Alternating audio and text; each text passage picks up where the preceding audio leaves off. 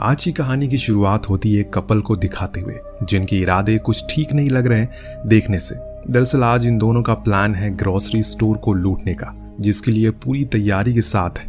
हालांकि जब पूरा स्टोर लूटने के बाद भी जोडी का मन नहीं भरा, क्योंकि उसने कैशियर के पीछे रखे एक बॉक्स को देख लिया और जिद करने लगी कि उसे खोलो। लेकिन वो कैशियर उसे आगाह करता है कि उसमें वो नहीं है जो वो उससे चाहिए, इसीलिए उसे मत खोलो। लेकिन जोडी के मन में लालच था, इसीलिए उसने उसे खोल दिया। तभी एक गोली की आवाज आई। हम सीधा पहुंच गए एक वीराने जंगल में, जहां एक सहमी सी अकेली लड़की जो न जाने कब से यहाँ भूख के कारण भटक रही है।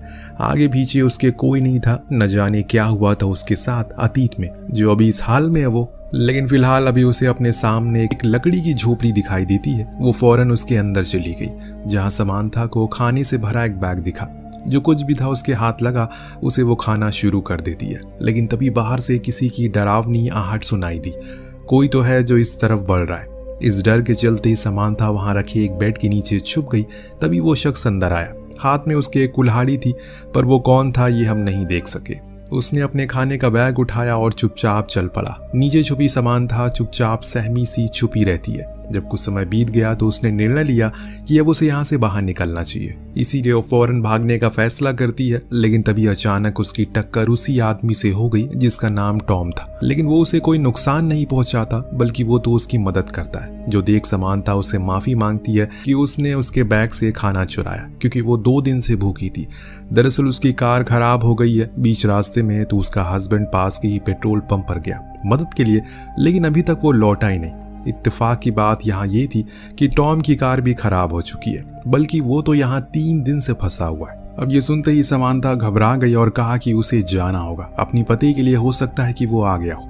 तो टॉम भी उसके साथ जाता है, लेकिन वहाँ कोई नहीं था, इसीलिए दोनों वहाँ एक नोट छोड़ देते हैं। कुछ गर्म कपड़े लेकर वापस उसी झोपड़ी में आ गए। अब रात होने पर यहाँ का तापमान बहुत ज्यादा गिर जाता है, इसीलिए टॉम उसे कंबल ओढ़ने को कहता है, जो वो कार से लेकर आई थी।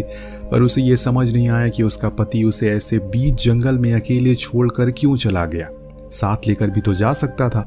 तो समांथा ने बताया कि वो प्रेग्नेंट है, इसीलिए उसने ऐसा किया होगा। ये सुनने पर टॉम उसके बेड पर सोने को कहता है और खुद जमीन पर सोने की बात करता है।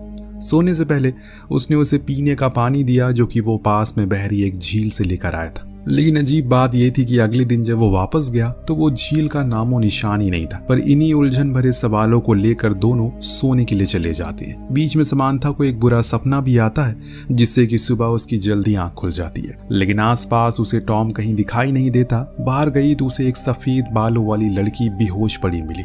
फौरन वो उसे लेकर झोपड़ी के अंदर आई। इधर टॉम अपनी कार